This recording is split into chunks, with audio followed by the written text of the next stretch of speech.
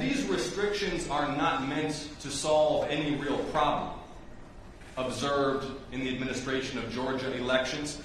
The only real problem for Georgia's GOP is that they lost.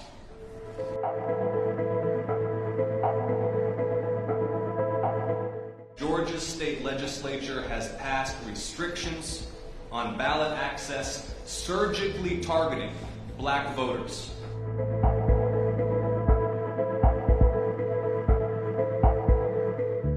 The location of today's hearing, the National Center for Civil and Human Rights, is a powerful reminder of how our country has long fought against the forces of injustice, and that it has only been through the power of citizens standing up to the forces of oppression, through speaking truth to power, that change has occurred.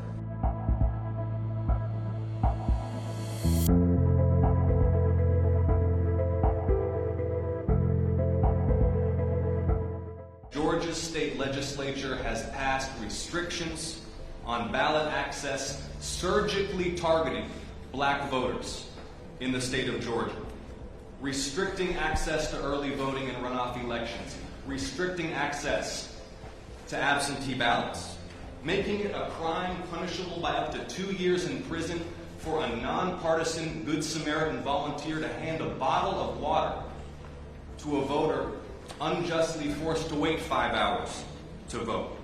With similar bills now being considered in state legislatures across America or signed into law already, this is a coordinated effort to limit Americans' freedom to vote.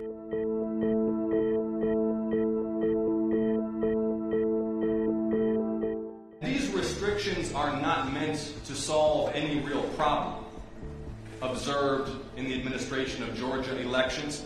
The only real problem for Georgia's GOP is that they lost. Voter fraud in America is exceedingly rare. Election official after election official has stood up for the integrity of the process, including the Georgia Republican Secretary of State, saying publicly there's zero evidence of any widespread or systematic voter fraud, even standing up to pressure from the former President of the United States. Yet, we see Republicans forcing through bills, as I mentioned, state house after state house, including SB 202 here in Georgia. So it makes us wonder, what is their true motive? But they've forgotten the first part of their equation, the easier to vote. Should we not be better focused, if we have the election security piece down, putting more energy and effort onto what it is that truly makes it easier for eligible people to vote?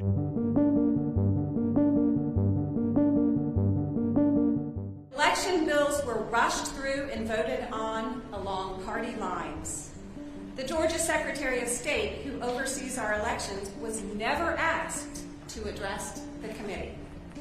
Minority Party committee members often saw bills for the first time minutes before they were voted on. Questions addressed to bill authors by minority members were frequently answered dishonestly and disrespectfully. It was very apparent to me that there is no required oath to tell the truth in the Georgia General Assembly.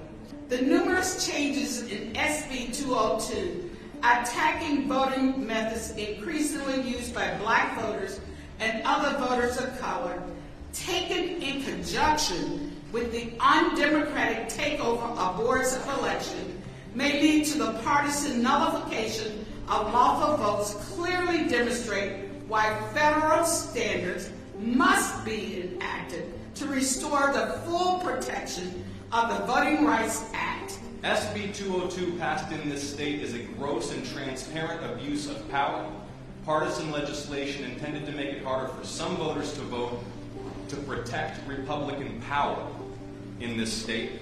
And we, as the United States Congress, under Article 1, Section 4 of the Constitution, have the full authority to establish minimum standards for ballot access across this country, to protect the right to vote, and to prevent state legislatures from abusing their legislative power for partisan ends. So I do want to make clear that we, of course, gave the opportunity for our colleagues on the other side of the aisle to provide witnesses to defend the law, but they chose not to have anyone here, or had trouble finding anyone here, to defend this law.